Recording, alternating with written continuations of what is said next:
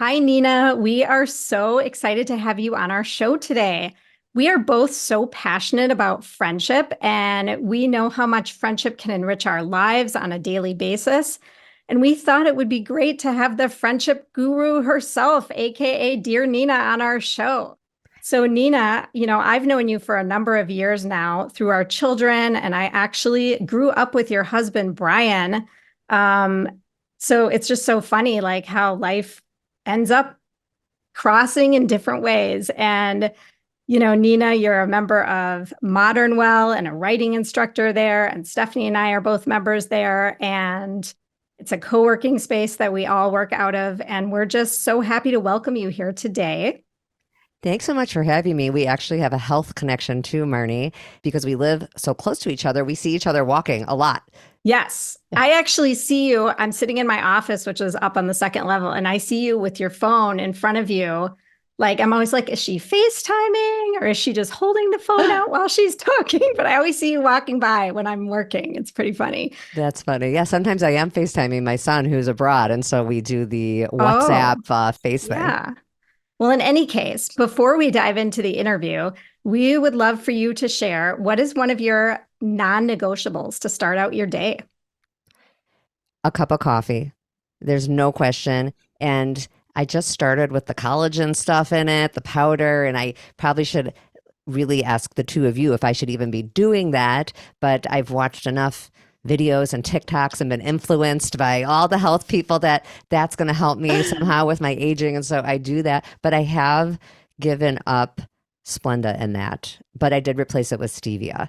So anyway, we can talk offline about whether those are good choices, but that is the answer. Okay. Well, we've been getting that answer a lot recently, which is kind of funny because we didn't hear coffee for a very long time. And then all of a sudden, the last few conversations we've had coffee, coffee, coffee. I do try to Yep. wait 30 minutes. I really do. Because I don't know. It seems like you should have a minute before you start with the coffee. I think that sounds great. So anyway, Nina, everyone has a story, and we would love for you to share your journey in a nutshell that led you to dive into writing about friendship specifically, and then starting your podcast, Dear Nina Conversations, that are all about friendship and community. So I'm really a writer first and foremost. I still consider myself number one a writer, and writers have beats. And I was on a parenting beat for a long time. I had a column in a magazine called Brainchild, and I had other parenting things everywhere. I also wrote a lot about religion and had a lot of articles in a lot of different places. As my kids got older, two things happened. First of all, I didn't really have anything new to say on the religious stuff. I had written about every single holiday, every single aspect of that you could think of. And I was kind of like done with that. Then on the parenting side, as my kids were just getting a little older, I didn't want to write about them. And it's not that I was writing so much about them specifically, but it was still hard to write about parenting without the assumption being it was about them. And that coincided two writers I knew, I didn't know them in person, who were starting a website called Her Stories. And that they were doing that because they were putting together anthologies of essays all about friendship. And I'd written things about friendship too. I mean, again, like I said, writers have beats. I had regular beats of parenting and religion, but I also wrote a lot about other things, friendship being one of them. And one of these editors really liked my friendship stuff. She knew I was really obsessed with the topic because we talked a lot offline. And she said, we are going to do a friendship advice column. This is in 2014, so almost 10 years ago. Would you be our advice columnist? And I was like, but I'm not a therapist. I'm not a social worker. I felt a little funny about it. The two of you should know I never refer to myself as a friendship expert. I really call myself more a friendship enthusiast. And now that it's been 10 years, I've certainly learned some things. I've seen a lot of patterns. I get a lot of questions that start to be repetitive, meaning I can see what people are thinking about. But I still, because of this thing where I'm not certified in any kind of that friendship coaching, and I don't want to be. That is a thing. You can be a coach. I don't want to be a friendship coach. I'm not interested in the one-on-one thing. I like to really talk more broadly to more people. But anyway, that was 10 years ago. I did the column. I said yes. I had so much fun with it. And I kept doing it for a long time. But as I'm sure the two of you have seen as well, audio is really big. It's really where it's at. I wanted to do a podcast for a long time. I've been a long time listener of all different kinds of podcasts, but I felt like, oh, I'm not ready. I'm not ready. And then I realized like, what am I waiting for? Anytime you're doing something new, there's the learning curve, and it's never going to be comfortable. It's going to be hard to learn the editing and learn all of the different elements. And I decided in COVID times, when a lot of people decided to start a podcast, I just had more time to do that. And I watched a bazillion hours of YouTube, and a friend of mine in Boulder, who I met just through the writing world, taught me on a Zoom how to edit using Descript, which I really appreciate, just friend to friend. She was like, you can do this. If I can do this, you could do this, which is such a nice thing for a friend to do. And that was in summer of 2021. So I've been doing the podcast, Dear Nina, for about 2.5 years. And I have no intention of slowing down. I love it. I still do the written piece a little bit on my Substack newsletter, but really the podcast is number one. That's awesome. And I've really enjoyed listening to your podcast. I can't say I'm a weekly listener because I'm not a weekly listener of any one podcast. I feel like I jump all over the place, but I do really enjoy your podcast when I listen to it.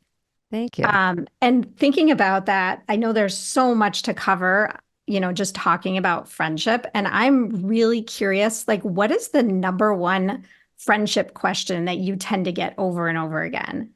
Interesting. They are really in buckets. And it's hard to say number one. It's almost equal, but I could tell you the top 3 buckets, I think. It's making friends, ending a friendship on either end of that. Either you are kind of clear that somebody is trying to back away from you, or you want to end a friendship with someone else. So that's a huge bucket. But the making friends also, and it could be for any variety of reasons. You've moved, you're just struggling to make friends where you're at. People can live in the same city for 60 years and kind of look up one day and go, I don't know if I have that much in common with the people I've been hanging out with. How do I make new friends? Or you're retiring. So these different stages, you get divorced, are reasons to want to make new friends. And the biggest bucket, I guess the number one, I am answering that now because everything else fits into this number 3, is keeping friends. There is a lot of conflict, and a big part of my mission, I think, way back in 2014, is that I do think friendship can be a lot less drama-free and easier, but it takes a lot of self-work. And so almost all the questions I get have some assumption in it. There is some assumption. That to me is the bottom line of almost every question in the keeping friends category. And it's usually a negative assumption. It's assuming the other person has bad intent that they probably don't have. And if you could accept that you really don't know what other people are thinking, you wouldn't walk around offended or all these things that get in people's way. So I try to help people get out of their own way and just get along with people. Well, I think we really need that. So that's amazing that you're doing that. I think people don't think about it, right? They just assume. That's right. And, this is such a broad topic because it relates to all levels. Like if you're a parent and you have kids and you're navigating with your kid on how to make friendships. And then as an adult, you go through different phases. And, sometimes it's hard to make friends when you don't have little kids anymore if you're looking to expand, or you go through your own personal growth journey and you realize, like you kind of alluded to, maybe I don't have as much in common. And so maybe you don't want to end the friendships necessarily, but you want to pivot a bit and find some new friends. And so all this advice I just think is continuously relevant to all stages and ages. And I think as parents, it's something modeling how to be a good friend. I know that's something that I've talked about with my kids, and it's hard, and it's hard work. Like you can't just expect, especially for kids that are like going into middle school or high school or college, like you can't just expect everyone to want to like be your friend if you don't put in a little bit of work, right? It's so much self-work. A really good example on the parenting front here that is, I wish more people would model. I myself have had to learn it. I have 4 kids and I've gotten better with the little 2. They're not so little. The youngest is in 6th grade already, but I'm so much better with those 2 than I was with the older 2 because we grow and we learn. An example I'll give you is I really talk a lot now with all of them, but the younger ones will benefit more, about not making a big deal when your friends do stuff without you. But the first way you have to do that is you have to not make a big deal when your friends do stuff without you, the adult. And it's normal. And it's normal for kids too. And I think this is a great example of where modeling would, not just modeling and teaching, modeling, not getting upside down when you yourself are aware that some friends maybe took a trip or some friends did something without you, because most of us like to do stuff also in small groups. Very few people want to take every single trip with 10 other couples or 8 other women. A lot of people enjoy a trip with a friend or two. If you enjoy that, you have to give that over to your friends to allow them to also do things without you. And the same goes for the kids. And I definitely got a little more upside down in my own life and my kids' lives for the older ones. I mean, I've learned so much, and I'm very embarrassed about things I felt, things I did, things I talked about maybe with my kids as they were venting, probably agreeing with them 10 years ago. Now, if any of them brought that to me, I'd say, okay, so you plan a trip, you go invite someone to something. I've lost a lot of my sympathy maybe. And I'm much more with the people who I talk to on my show and with my own kids. I'm much more of the mindset of plan something. I say a lot, you be the cruise director. Like stop expecting everyone to invite you to stuff. Like plan something, do something, make plans. If you make plans, you have plans. And I think some of that comes with age and experience, right? Like everything you're describing, I remember feeling with my first child. And then it's like you get seasoned. And then by the third kid, you're like, whatever, she'll figure it out. Like, and they do. Yes. And they figure it out. But I do think that it's hard for adults and kids to do what you're saying. And it's like you almost have to take the emotion out of it in some ways. And you can still be thinking about kids, for instance. You know, your kid feels left out. Yes, you can tell them to go plan something, but you still, I feel like, have to empathize with them and understand if they're hurting in the moment. Oh, totally. No, it's normal to have your feelings hurt. It is then, I think, good to have someone help you understand that it's not a rejection of you. Right. That you're not an unworthy person because these people got together on a Saturday night without you. Right. So it's like acknowledging, that must have hurt your feelings. And also, wasn't it fun when you got together, one time with just 2 friends and it was just the 3 of you and you enjoyed that so much? Your friend loves you, or maybe not. I mean, every situation's different, but a lot of times people really do like each other. They just don't want to do everything in a giant group. It's so hard now. Everything's like such a friend group. I hear that word so much. It just makes me nuts. Yes. Yeah. I dealt with that a lot. It's like some of these kids, though, in high school have a friend group and they feel like if you're not in that group, like someone on the outside, they won't even they won't even ask to do something because they're not part of the friend group. And I think that some of that just changes with maturity. And as we get older, we can have lots of friend groups. That's right. Different friends for different reasons. It does take a lot of time and maturity. I actually don't spend a ton of time on my show on teens and kids because, again, kind of back to the parenting, I don't like to veer too much into talking about my own kids. And those are the kids in my life. So, yeah. Well, and plus, like what you said, if you just model, I think if the focus is on adults and modeling good behavior, then that will trickle down to the kids indirectly. Yeah, I hope so. Yeah. So Nina, one thing that, I think Marnie and I both kind of not struggle with sometimes is we want to meet new people. We have existing friends. I know all 3 of us live in Minnesota. One thing that I found when I moved here was that Minnesotans tend to have like high school friends and college friends if they went to school locally or, within a driving distance. And so it's hard sometimes to like make friends with people. And I don't know, I think sometimes it's just because of lack of time, not necessarily lack of interest.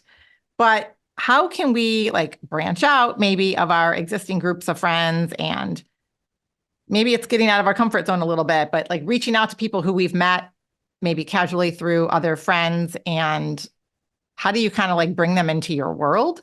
It takes a lot of doing it on purpose. I do think that anyone who is waiting for it to just happen is not going to happen. And I'm thinking of 2 close adult friends, just using my own life, who I have. In both cases, they are friends I didn't have when I first moved here. I moved here in 2000, so it's been a while now, but didn't grow up here. These are 2 friends I made a little later. And in both cases, they actively asked me, basically, do you want to be friends? Almost. It wasn't exactly those words, but almost. In one case, it's somebody I kept running into her again and again because we had friends in common and we would see each other at birthday parties. Our kids were a little younger. And one day she emailed me and asked, she said, we have so much to talk about when we run into each other. Could we get together on purpose? She didn't say, will you be my friend? But Yeah. she did, though, say, I would enjoy spending time with you. I mean, that takes a little courage, but it's such a compliment. And we did. And it's not like we became instant besties, but over many years, we really built a really wonderful friendship that would not have started if she hadn't sent that email. We could have run into each other forever.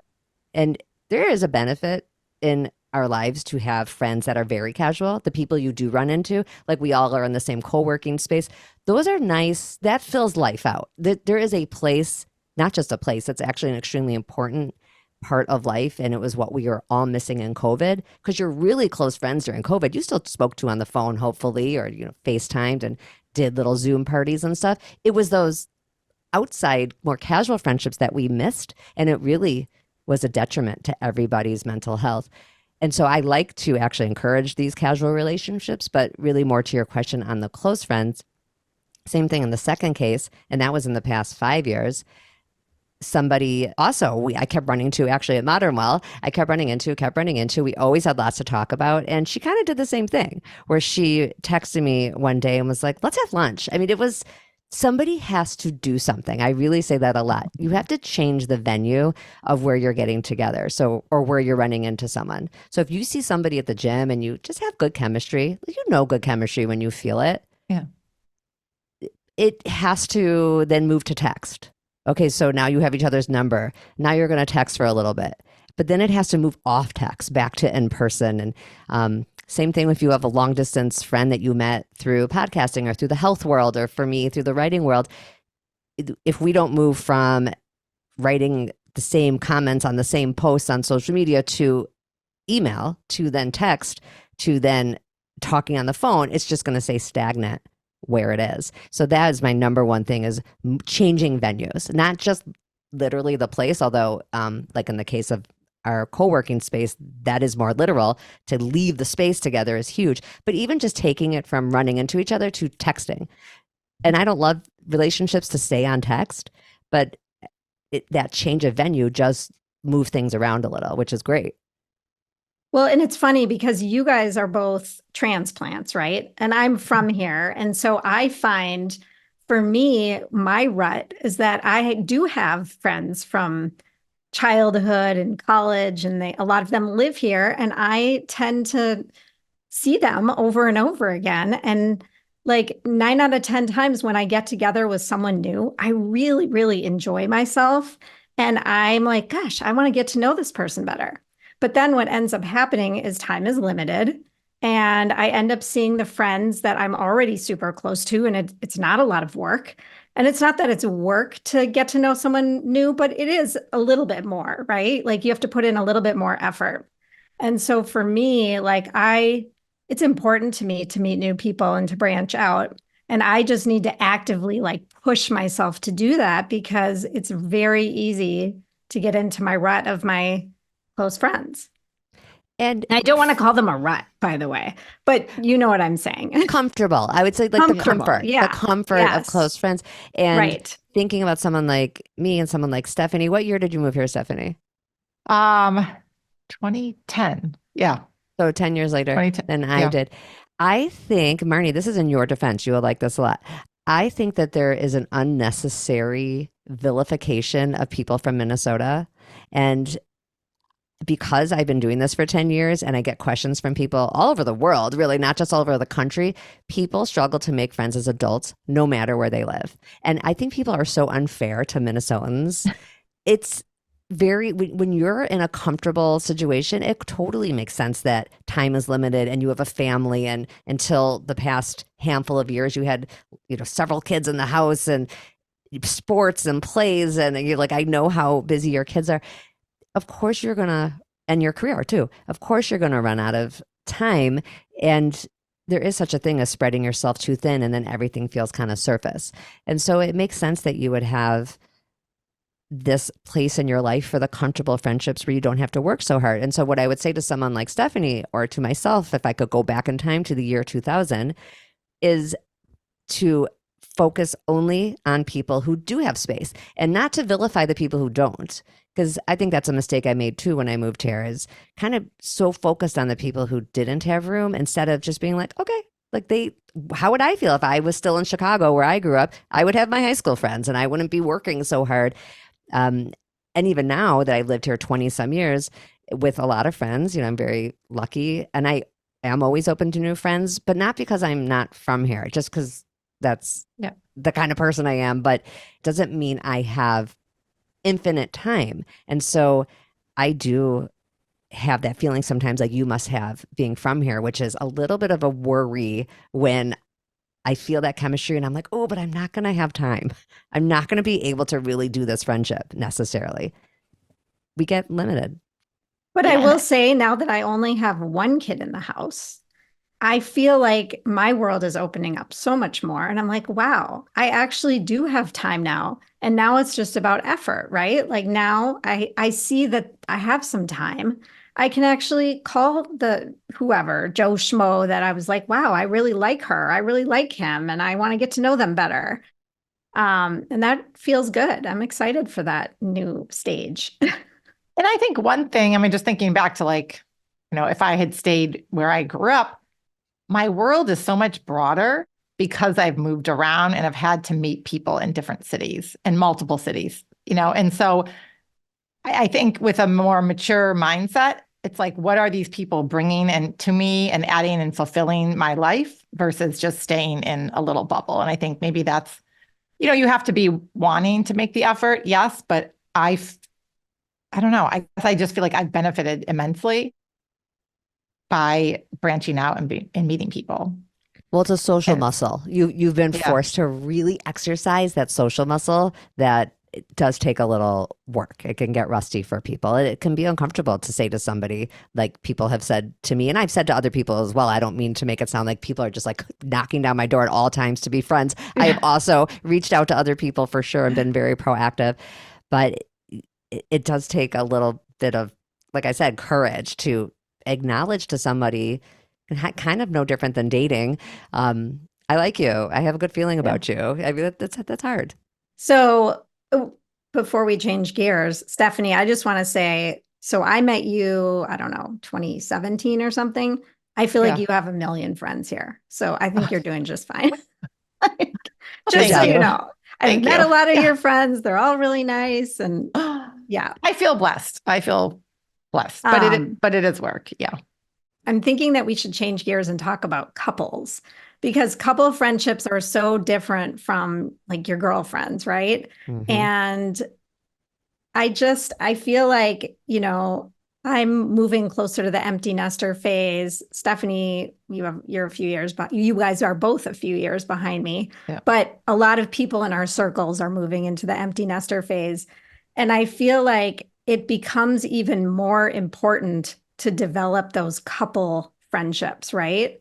And so I'm wondering, what do you think about a person's social circle or network as they enter that empty nester stage? And I don't know, are there specific activities you recommend, or like, what are your thoughts on that? What kinds of things do you hear from your listeners on that topic? Well, I'm going to speak to just people who are married or coupled up in some way, that there's plenty of people who are together but not married, but they've been together a long time. So same difference, because that's very different conversation from the people who are single, who I hear from a lot. So or divorced. So that's hard. Okay. Like we're going to have to separate that, because the first thing that happens when I talk about couple friends, which I do, is I get the comments that say, well, what about your single friends? So we're going to just put that aside for a second and acknowledge that, of course, that's a whole nother thing. But right now I'm talking to couple friends. My parents modeled couple friends for me, and I got married very young. And when I moved to Minnesota, I wasn't even married yet when we got here, but 6 months into it, I got married, and I was like, okay, it's time for couple friends, like very, leave it to beaver kind of. I just was like, that's what my parents did. That's what we're going to do. And I really set out to do that, not thinking I was going to wait until later or wait until we had kids or wait until the kids were older, but just knowing that was important. My parents went out with couple friends twice a week. We only do once a week because we're home on Friday nights. But importance of that was never a question. And one of the main reasons why I think it is so great for married couples is it brings out a side of your spouse that you don't always get to see at home. So like when you're out with your significant other and someone laughs at their joke, you're kind of like, oh yeah, he is funny. Sometimes, we're at home, you're like, but when you're outdoors, everyone kind of dresses a little differently. I mean, I know I do when I'm going out with my husband and it's just the two of us. It's not right, but I'm not advising this, but I think I probably don't put as much effort forth as when we're with several other couples. So there's this ability to look at your spouse through someone else's eyes and kind of be like, I'd pick that person again, hopefully. If not, then you're going to be in the other camp that we were talking about, divorced and single. But the activity, listen, there's a reason pickleball is as popular as it is. I think it's really speaking to this something to do. It's something to do. It's healthy in that it's active. It's not just sitting around. I mean, you guys know that better than anybody. And it's something you can do in a group of 4. It's something that you could do in a group of 8 or more, 9. It could be in odd numbers and people move in and out. It's very few things you can do like that. Because when you're sitting at a restaurant with more than just 2 couples, as we get a little older, I find it is impossible to hear. I mean, I personally find it impossible to hear. And so you're not even like really spending time together. But once you do something active, like a vacation, or which is like an extreme because that's more than just a night, but something like pickleball. I think bowling used to be popular back in the day for the same reason pickleball, because it's like you can move around. You're not just like standing in one spot. Yep. Yeah. And I'll attest to pickleball. Jordan and I have been playing a ton of pickleball with various couples. And it's great because you can literally chat while you're playing. We rotate, you play with you rotate couples and whatever, partners. It's really fun. Yeah. And I think, one thing I've been thinking about, but there's a group of, I think it's like 4 couples. And what we'll do sometimes when we go out to dinner, because you're right. Sometimes you get like the ladies sitting on one side of the table and the men on the other. And we make a point to do every other, like female, male, and you can't sit next to your spouse, which is really fun because you get to know some of the guys. For me, I get to know some of the guys, and it's fun. It shouldn't just be about like just the girls on one side and just the guys on the other side. And so I don't know, that's just a way to like mix it up a bit and get to know some of the guys at a different level, because they're going to open up and talk to you about things that they wouldn't normally maybe talk to even their spouse about. Like I've had some great conversations with guys, and it's hard. I think when you're younger and single, it's easier to have guy friends. And I always grew up having, guy friends in high school and college and everything. And then when you get married and you couple up, dynamics change and you don't have as much time. So you end up, if I have my free time with a friend, it's usually a girlfriend. I don't have that many just guy friends that I meet on my own anymore, especially since having kids. Yeah. And if you don't work in a traditional office setting, you could really go decades without interacting with somebody who's not your spouse, right? Like that in a friend kind of mixed gender situation. I do get a lot of questions about that. Well, I shouldn't say a lot. Sometimes I say a lot and that's an exaggeration, but it's more like a consistent beat every so often of the same question, which is this missing of having friends of the opposite sex.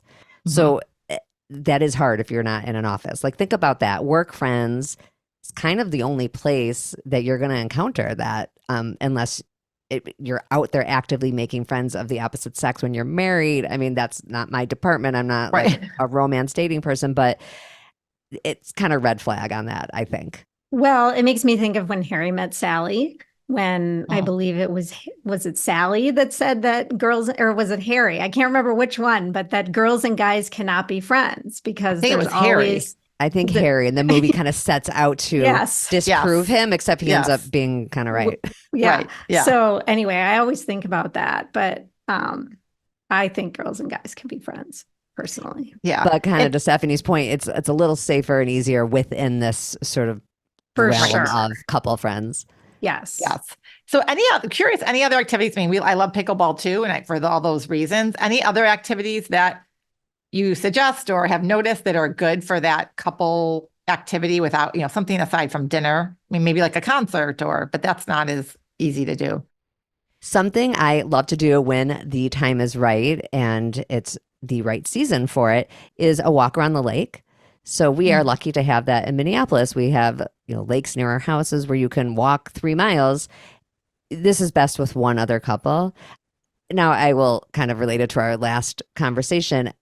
I often will walk with my friend and my girlfriend and ahead because we're usually faster than our husbands behind us. And then we'll go to dinner after. Nowhere fancy because we're in, walking clothes, but you don't need to be in full exercise gear for this kind of activity.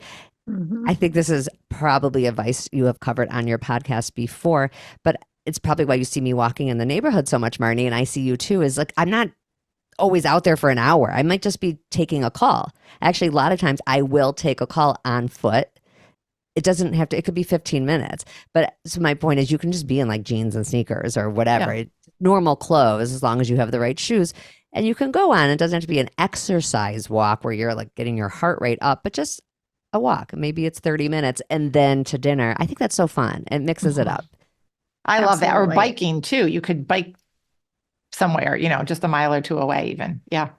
You guys, I haven't been on a bike in decades, but I know it's a thing. I know, Marnie, I see your family biking. I'm like so embarrassed for myself, but I just, you're missing out. We have Summer so goals. many trails. Yeah. I know. I hate myself for it. So there's time. Yeah. Can we talk about rejection and disappointment? Yes. What would you say to someone who is trying to make a new friend and they are maybe not going about it the right way, or I don't want to say the right way, but they're just coming up against rejection and disappointment. And I'm thinking, in my head, as I want to answer the question, I'm thinking, well, maybe they're not approaching the right people. But what would you say to that, to someone that's thinking about that? First of all, I would say exactly that. That is what I was going to say. And it goes back to our earlier conversation about looking for people who have room in their lives. Because I think sometimes when you're looking to make friends, we're attracted to people we see out there with a lot of friends. Well, if you think about it, those people probably have those slots filled for the most part. That's why they seem so out there and social. Probably you need to be focusing on someone who isn't as surrounded by people, isn't so busy. And you don't always know for sure. Part of how you will know is if the answer is often no. I'm going to tell you something I tell a lot of people, that what people might think of as rejection maybe isn't. There's a lot of misunderstanding. Earlier, I talked about the bad assumptions in that things have to be tit for tat. I reached out this time. I suggested we go for a walk. We're not going to now walk again unless you suggest it. I really advise against that. And I think everybody has different skill sets in friendship and in life in general, but even specifically to friendship. Again, I use myself as an example if I'm on here talking because I can't really speak for anybody else, but I'm really good at reaching out for the most part. Sometimes I get busy and I get bogged down, but I will not keep track at all. It could be, I could be the first person to text in a conversation every time. As long as the person texts back and is clearly enthusiastic about it. If I suggest a date and they can't do it, but they say, but how about these 3 dates? I consider that equal. Even if I'm the one who initiated that text every time, I consider that equal. Many people do not. Many people will send that text. And then if the other person doesn't then do it first the next time, they're like done. They will consider that rejection. They may consider, oh, I was rejected by that person because I'm the one always reaching out for plans. Really try to get people out of that mindset. Maybe you're just more organized. I'm a very organized person. I know when I'm free. I know when I'm ready to see someone again. A lot of people are really a lot of people are very overwhelmed by their lives. They just are. And they're just not good at reaching out because they haven't made time in their calendar. So why would they reach out to make a plan with you when they don't even have any space in their calendar because they haven't organized their lives that way? But then when you reach out, they go, oh yeah, I would like to go for a walk with so-and-so. And they'll make time because you reached out, because you're a good reacher outer. Okay, that is such a good point. And it's actually something I've even talked to my daughter about and my husband, because I like bringing people together. We like entertaining. I know Marnie entertains all the time. And it doesn't bother me if I'm the one that's making plans or initiating it, because you're right. Some people just don't have space to do that. And I'm someone who is organized. I like to have things to look forward to in the calendar. I like to bring people together to have different experiences, whether it's pickleball or dinner party or whatever. And so if that makes me happy and the other people are participating and they're like, Stephanie, thank you for getting us organized and finding this great restaurant. That's all I need. I don't care if I'm the one doing it 10 out of, 10 to 1 times, because it brings me joy to have these people in my life and they're reciprocating in other ways. We all don't have the same role. We all have different. My husband just said this to me the other day. He was like, oh, it seems like we always ask these people to do something and we've never really had an invite from them. And I'm like, but I know them and that's just not their thing. That's not their jam. They're a little more introverted. They'll gladly participate when they're free, but they're not going to overschedule themselves. That's just who they are. And it doesn't bother me because when I see them and I enjoy my time with them. That's such I think a good attitude. it's just this mindset, Well, and I'll also speak to that. Like, I'm a big hoster. I know you're a hoster, Stephanie. Nina, you're a hoster too. And some people are not hosters. They're not comfortable having people in their home. They don't like having people in their home. I think it stresses them out, I think. When I was newly married and I'd have people over and then they wouldn't reciprocate, I was 100% offended. I'd be like, same. Oh my gosh. Like today, I get it. Like you said, Nina, perfectly. People are overwhelmed. They're not organized. And the thought of making dinner and setting a table stresses people out. I enjoy it. Like, so for me, I'll just continue to have people over. And if they don't want to come, then they won't come. But I don't take it personally if they're not then inviting me back to their home for dinner. And chances are they're not inviting anybody over for dinner. That's the thing. If you ask them, it's not just you. It's just what they do. It's just not or what personal. they don't do. Yeah, right. Exactly. So don't take it personal. It kind of gets back to the beginning. That's right. When I'm talking about assumptions, that's really what I mean. Is like taking things personally that aren't personal. It does take growth. Marnie, I felt the same way when I was newly married and inviting people over. I was waiting for that reciprocation, and I realized that we do all reciprocate in different ways. I use this example a lot when I'm talking to people. So if anyone's heard me before, they'll roll their eyes because I say this a lot, but I am never, ever going to offer to drive anyone to the airport. It's just not my thing. I hate driving, first of all. I'm not like a big driver. I don't like doing that either. That is so funny. We're all similar. So I'll have you over for dinner. For your Uber, actually. Yes, me too. Well, I always feel like I got an Uber. I arranged a car or whatever. Why do I have to, I parked my car at the airport. 100%. I thought I was the only one. I've never said that before. Hate it. I mean, obviously, I'll take my kids and my husband, but I mean, even then, I'm like, I'm like annoyed about it, but I'll do it. And I'm also not quick. I'm just thinking of like other friendship things to be the first person when I know you have an event to go to. It's not going to occur to me necessarily to say like, oh, do you want to come over and borrow a dress? I know you said you liked that dress this one time. If you ask me, can I come borrow the dress? Sure, I'm happy to give it to you, but I'm not always forward thinking that way. Okay, so that's somewhere where I'm not going to be the number one person, but you can come to my house 10 times to the one time I come to your house. So like we all have our things we're better at. So back to the original question from Marnie, before we even decide we're rejected, I think it's important to think about what we're talking about here. Is somebody else just showing their friendship differently? If you constantly reach out to someone and they don't respond for a week, or when they respond, they're like, oh, I'm so sorry, I can't do that. But they don't say, but I have definitely some free time in 2 weeks. How's Monday the 5th? Those are the cues you look for.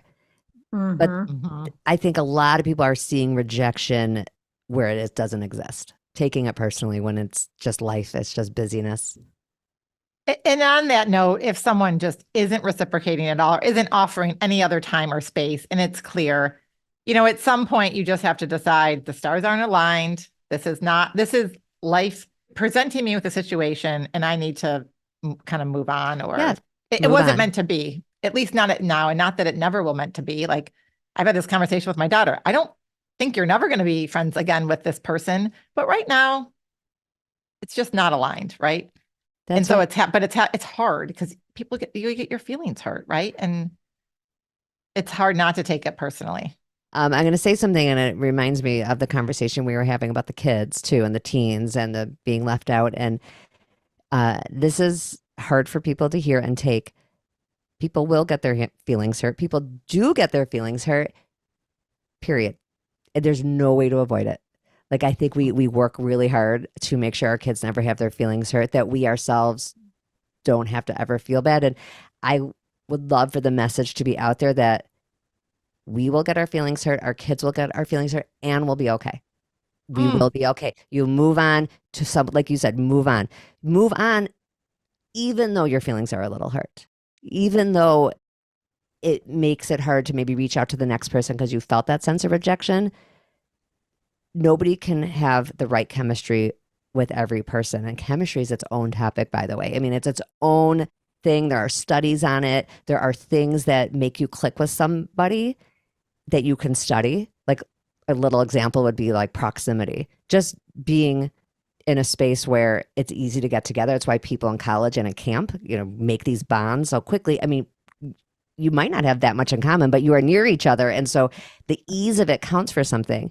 The opposite is true. You can have great chemistry, but if it's a pain to see the person, you live nowhere near them, that good chemistry actually isn't enough to make a really solid friendship. Because I mean, you live 45 minutes away. I won't even drive to the airport, which is 20 minutes away. I'm not driving to your house. That's 45 minutes away.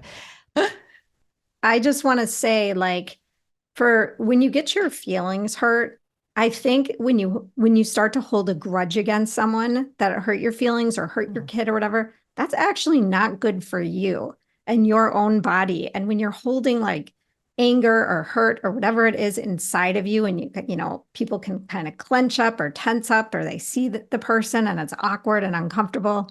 Like you said, Nina, let your feelings get hurt or be hurt, feel your sadness, and then you got to let it go and move on and start fresh, because you don't want to hold on to that. It festers, and it's not healthy for anyone.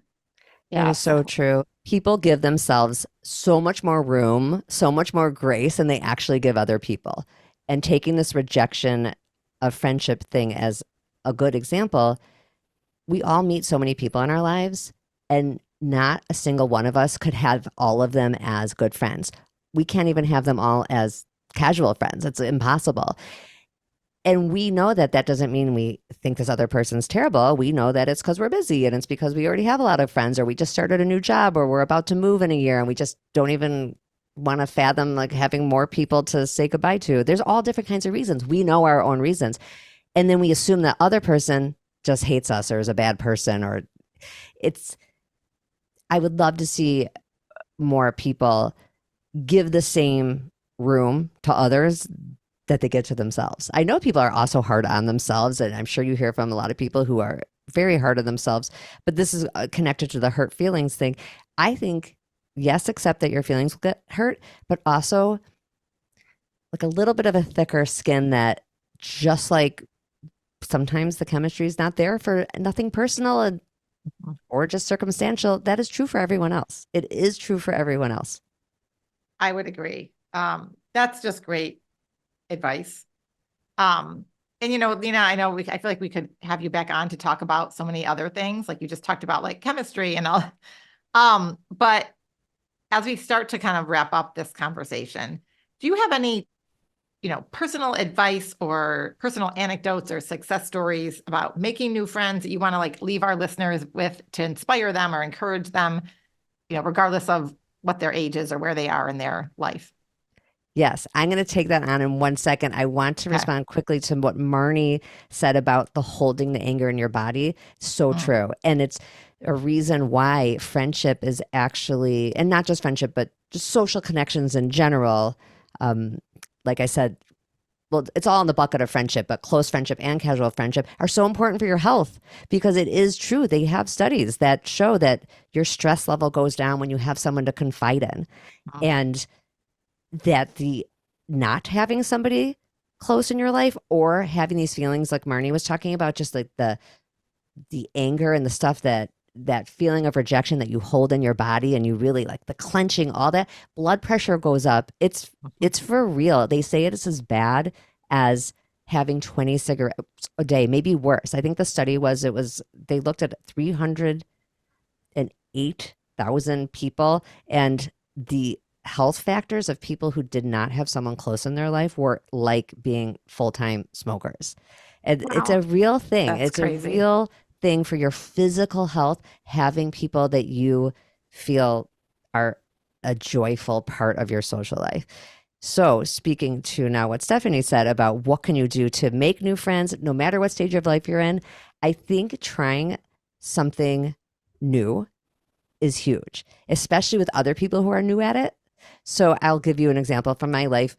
3 years ago, I think it's been 3 now, I took up tennis again. I had played as a teen and as a kid, but I hadn't played as an adult and I wanted to. I have close friends who are really good at tennis. So they wouldn't have been the right people to do it with because they're way ahead. And they would talk about tennis and they'd mention tennis and I'd feel so jealous. Not that they were doing it together. They actually weren't doing it together. They were in completely different leagues. They played at different places. And then it was the tennis part. I was like, oh, I want to play tennis. And finally, honestly, 20 years later, I was like, wait, I'm a grown-up person. I can play tennis. I have a wallet and a credit card. Like I could go buy stuff.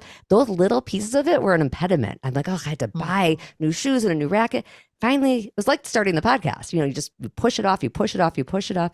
And I was like I'm not getting any younger. My knees aren't getting any better. I finally did it 3 years ago. It is the joy of my life. And I've met so many people that a lot of them live in my neighborhood. They're young. I'm like the grandma of the group. Some of them like are my 10. neighbor. Yes, we're buddies. We're such good friends Yeah, now. I've like made all these friends. I love them. And now we play Maj together. They like me. I like them. Next on my list. Oh, Maj is the best. I've been playing Maj forever. I just learned how to play. Oh, it's so fun. It's like a whole different kind of muscle to use, right? Yes. It's important. But I see them now off the tennis court. Back to what I said earlier about changing the venue. So first it was only tennis. So it was just tennis. But now I've gone on walks with different ones of them, one-on-one. I've had some of them over for dinner, back to the hosting thing. This is all very full circle. And I think I was a little bit hesitant at first because I'm a little older. I'm maybe only 5 years older than some of them, but I'm 10 years older than some of them. And in my mind, I was like, no, they're just going to be tennis friends, which has its place. That's a great place to start. I would advise against always looking for a close friend. I think people should be looking for friends, not close friends. You become close friends. You don't look for a close friend. You look for a friend and then you become closer. But I'm telling you, people make that mistake a lot. And then they are like, I don't want to be with that person. We're not going to be close friends. Okay, can you just be friends? You don't have to be close friends. But the tennis ones organically over time became not just, tennis friends, as we say, but real friends. And it's been a wonderful surprise that I did not see coming. That's awesome. Such great advice. I think I left the tennis world right when you jumped in and I miss it a lot. Because now you're doing pickle. See, I am doing pickle and that's in my really future. Fun. That will be my Very next thing. fun. I'm still like in the thick of the time. I'm now doing matches. I'm doing singles and doubles. I'm in the whole planet and I don't have time for the pickle. No. Right. So Nina, where can our listeners find you? Tell them about your podcast, your newsletter. Thank you so much. My podcast is called Dear Nina, Conversations About Friendship.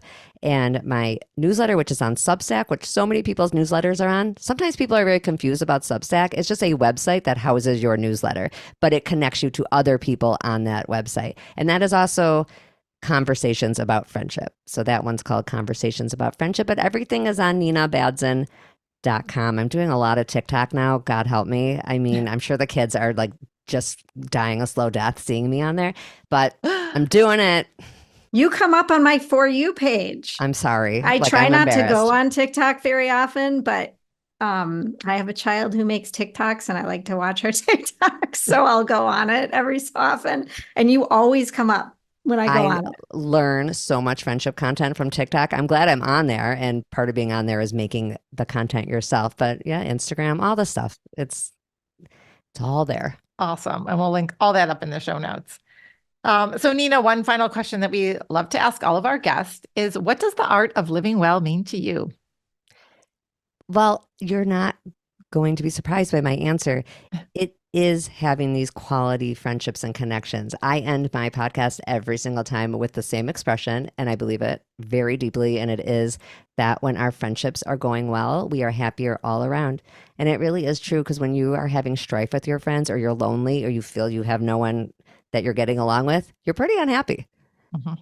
So I think that is without a question. Friendship, good friendship. I couldn't agree more.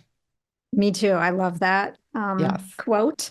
And everybody needs good friends in their lives. They just enrich our lives so much. They do. And you're right about scientifically, there are studies out there that show the benefits, and the blue zones talk about it, and all these different, health and longevity studies and research. It's having close connections with people. You don't need to have 100 friends, but you need to have a couple that are close and you can confide in. So That's right. the work you're doing is so important. And we're so glad that you came on our show today. Thank you for having me. And hopefully Thank I will see you you. at ModernWell soon, or Marnie will see you walking in the neighborhood. That's right. Have a great day. You too. Bye-bye.